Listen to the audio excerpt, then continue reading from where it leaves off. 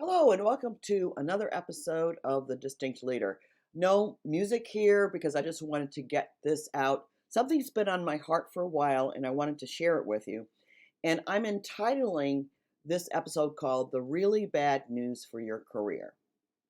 If you really want to have a successful, satisfying career for which you are appropriately compensated, I have news for you. The current structure of HR and management in most companies will not help you achieve that. In fact, they are set up to do exactly the opposite. And I feel in all the years that I've been in my professional career, I am feeling more compelled than ever to tell you this. It's not that it's done consciously or on purpose. It's just the nature of it. And that's why being acutely aware of this and having the tools to actively manage this is critical if you want to get what you want. The crucial piece of the setup, in order for this to change in your favor, there would need to be radical restructuring of systems and organizations.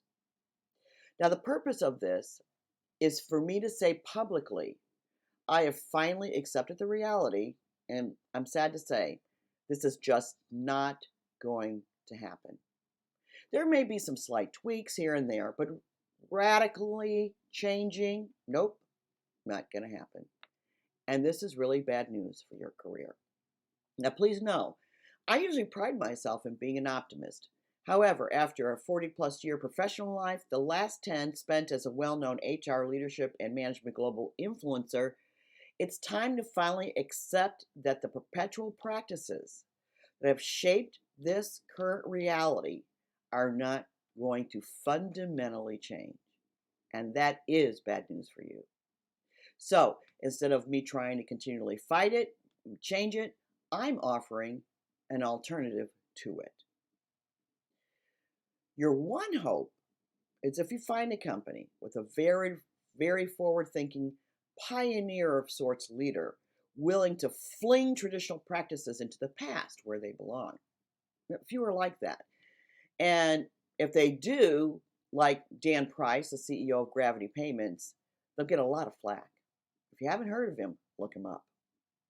Some leaders like innovating things and processes, but not the structures that manage people. In fact, that's commonly left to inexperienced HR novices who are trained to follow the status quo. And that's applauded as a professional accomplishment. I mean, no one gets a SHRM certificate, that's the HR version of accreditation, and is told, well, you're going to be professionally stuck in the dark ages now. Here's an example of what I mean. The human resource industry is primarily influenced and driven by its professional organization, SHRM, as I mentioned. Its mission is to support and provide professional development. And it has a set of beliefs, standards, and promoted practices that translates into professional development and certification programs. Now, consider the fact that in order for professional organizations to maintain their relevance, they have to promote themselves as well relevant, whether they are or not. To survive financially and otherwise, they have to keep validating their existence. Also, in the case of SHRM, they have a wingman, and their wingman to their professional structure is HR tech, in which many of these companies are startups. Not that they have a lot of experience in the heart of HR, but they're technical in nature. So whatever practices and procedures that are established by SHRM, they're reinforced with the corresponding technology. Now, let's say the marketplace has evolved and you've become this billion-dollar industry. Imagine for a moment that what you've invested in over many years is not keeping up with the evolution of those you're meant to serve, like the 21st century worker and workplace. What do? Well, you have primarily two choices. You can change, which costs money, by the way, or continue to promote what's made you relevant in the past. To stay in business, you actually must be You must keep selling everything that's made you relevant in the past, whether it's useful or not. But if you're the only game in town, you can do that and get away with it because no one knows any different. That's how most professional organizations today function. In the case of HR, there have been attempts at alternatives. I mean, there are groups other than SHRM. There was even a movement called HR Disrupt, putting on a variety of events across the country. But if you look honestly, nothing has really been disrupted or changed. The status quo remains. The truth is, true innovation, dramatic change within an industry comes at a cost, a, gi- a gigantic risk, and a huge threat to the status quo.